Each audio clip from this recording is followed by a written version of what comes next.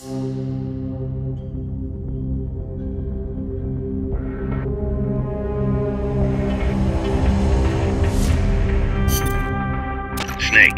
Peace Walker is the heart of the enemy's project. To prevent its completion, you'll need to either shut down or destroy the artificial intelligence that functions as its brain. According to Huey, that AI is now undergoing final calibrations in Strangelove's lab. It's inside a tropical cloud forest. Slip in and terminate that AI before they ship it out.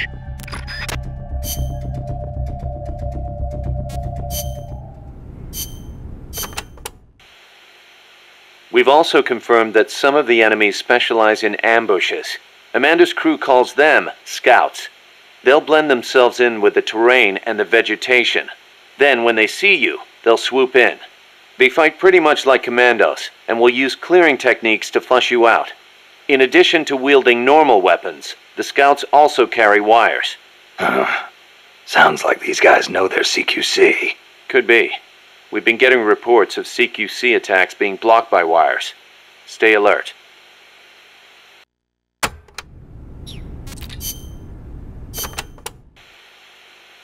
Are there any large-scale ruins in Costa Rica, Paz? There is a place east of Cartago called Guajabu.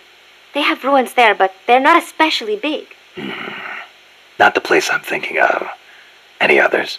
Well, if you go a little way across the border into Nicaragua, there's a place called La Fortaleza de la Inmaculada Concepción. That is the only famous one. Then what were those ruins I saw from up on Irasu? There are a lot of things we still do not know about Costa Rica's ancient civilizations. There are giant stone spheres throughout the country. What they were used for is still a mystery.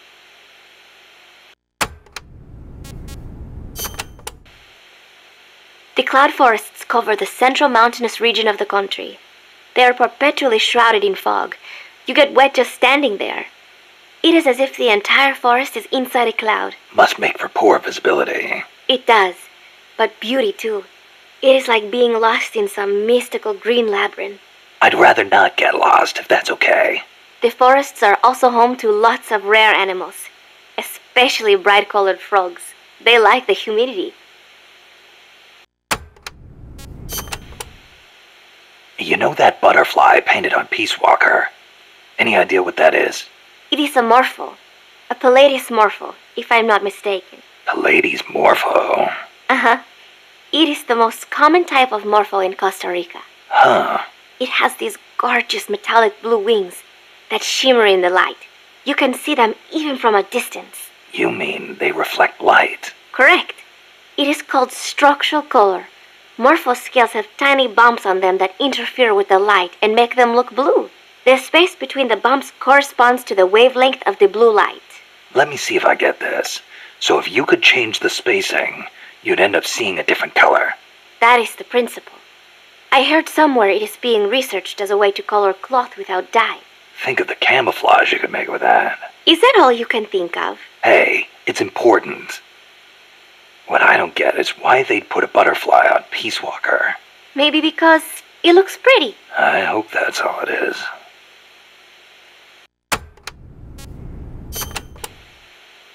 This area is a tropical cloud forest, continually covered in a thick mist. It is quite a mystical place. Selva de la Leche. Forest of milk. I can barely see in front of me. There you go again. The forest is basically sitting in a cloud, so of course it's going to be hard to see. But you know, the cloud forest is the only place many exotic creatures can live. Well, if they're not edible, I'm not interested. Snake, I'll have you know people travel from all around the world to witness Costa Rica's unique fauna.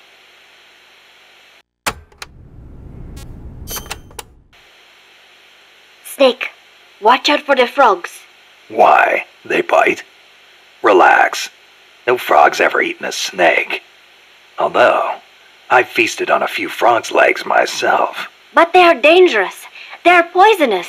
Poisonous? Poison dart frogs live up to their name, I assure you. Their poison is so strong, the Indígena use them to make poison-tipped arrows. Some secrete poison through their skin. Even touching them can be dangerous. So don't go petting them or anything. So I can't eat one? I am warning you.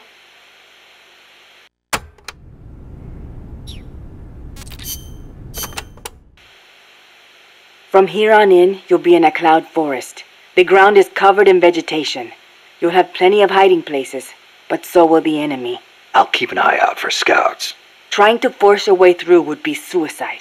Know the enemy's location before making any moves. Too bad you don't have some sort of radar. I could try night vision. Once you know where an enemy is, decide how you want to handle him. You could get into his blind spots. Or drop him from a distance before he even has a clue someone's around. An eye for an eye, right?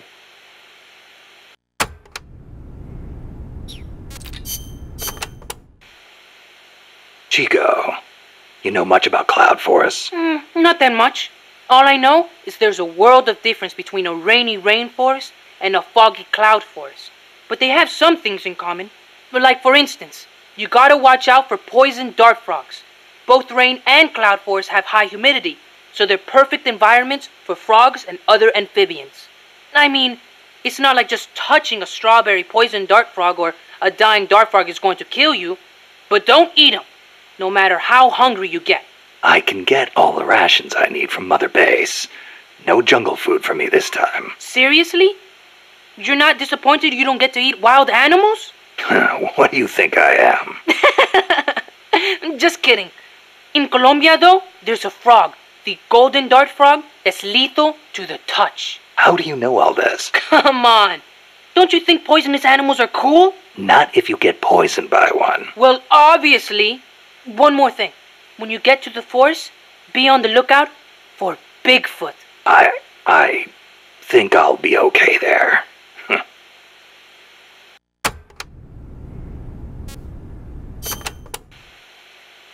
Bigfoot is an ape-man that lives in the Rocky Mountains. In the local Indian language, he's known as Sasquatch. And get this, he's over 3 vara.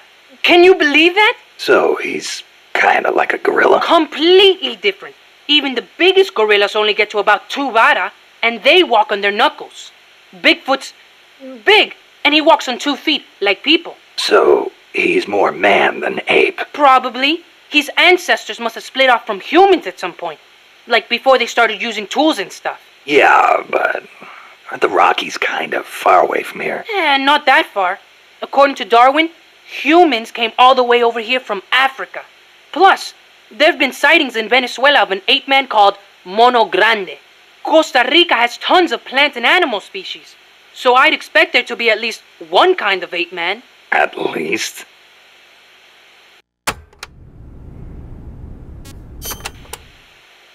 Gotta admit, I've never heard of Monog Grande. Yeah, he's not as famous as Bigfoot. He's similar, but he lives in Venezuela. He's not that big, less than 2 vara, but he's way more ferocious than Bigfoot. I wonder just how mean he is. Like when he catches his prey, does he punch it to death? That's the law of the wild. You catch your prey, you kill it, and you eat it. Yeah, but punching is way more ferocious than biting. Well, maybe it seems that way because that's what humans do. You really love UMAs, don't you, Chico? Do you know what I think? I think UMAs should be dangerous. Otherwise, where's the fun in hunting them?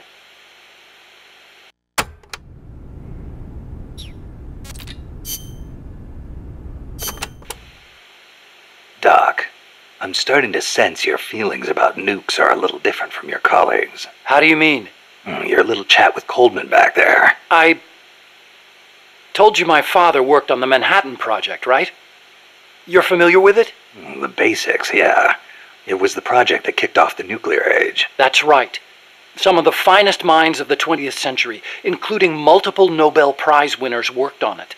They spent over $2 billion, and that's in 1940s money. It culminated in the successful nuclear test at Alamogordo on July 16th, 1945. And the first use in combat a few weeks later. Doc? I can't walk. What? My spine isn't shaped like everybody else's.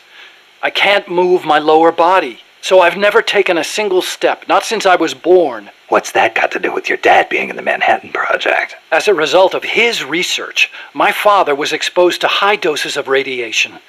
It can't be a coincidence that my chromosomes are messed up. That's why I didn't want for these nukes to be another sword of Damocles. I wanted to give them a real purpose, to be a deterrent against war. Doc. And Coldman, we have to stop him, whatever it takes.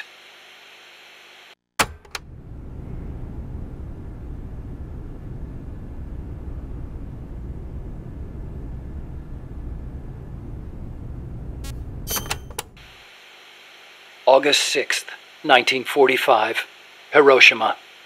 August 9, Nagasaki. The atom bomb attacks on Japan. My father was married to his work.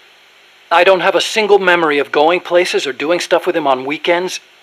But even as a kid, I knew on some level that it was for his family. I respected him. My mother used to tell me all the time, "Your father is a brilliant scientist. He saved countless American boys from death. You should be proud of him." Yeah. You could say the war ended because of those bombs. When I was in the 5th grade, a Japanese student transferred to our class. She showed me photos of Hiroshima after the bomb. I couldn't believe my eyes. A city of over 350,000 people reduced to a scorch mark on the ground by a single atomic bomb. Houses blown off their foundations, burned to ashes. The only things left standing were the skeletons of steel-framed buildings. And it wasn't just the buildings. Blackened corpses on the side of the road. Survivors covered head to toe in severe burns. Within a few months, over 70,000 had died in Nagasaki, twice that in Hiroshima. For years after that, I couldn't talk to my father. Couldn't even stand to look at his face. I know how you feel, Doc. But your father's your father. If he hadn't worked on that project, my body wouldn't be like this. I could be researching something else. I could have lived a normal life.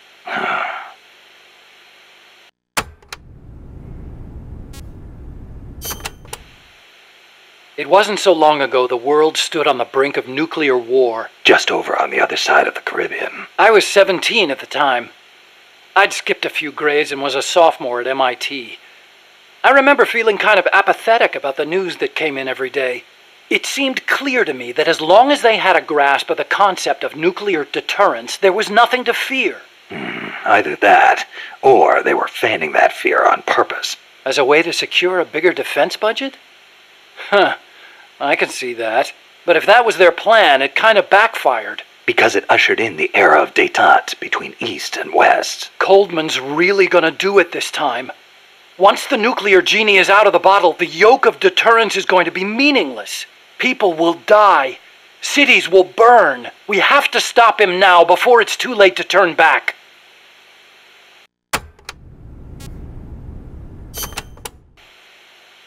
So you've been doing nuclear research your whole life? No, not really. At first I wanted to be an aerospace engineer. For me, the Sputnik launch was a good shock, not a bad one. I thought the age when science was used for war was over, and that a glorious age of space exploration was dawning. The year I skipped ahead and got into MIT, Gagarin went into orbit, which made me more excited than ever. Of course, even back then, I knew the space race was just another facet of the Cold War. Moscow had a leg up on us, and we were desperate to catch up. I know. But for me, it was a happy time. I joined NASA, got to do the kind of research I loved. Our nation's prestige hinged on our work. They gave us whatever resources we asked for. I knew you could turn a rocket into an ICBM by fitting it with a nuclear warhead, but that didn't bother me so much. It didn't last long, though. The space and nuclear arms races took up enormous sums of money. America beat Russia to the moon, but that's where it ended. Then came détente. Exactly. NASA's budget was slashed as a result.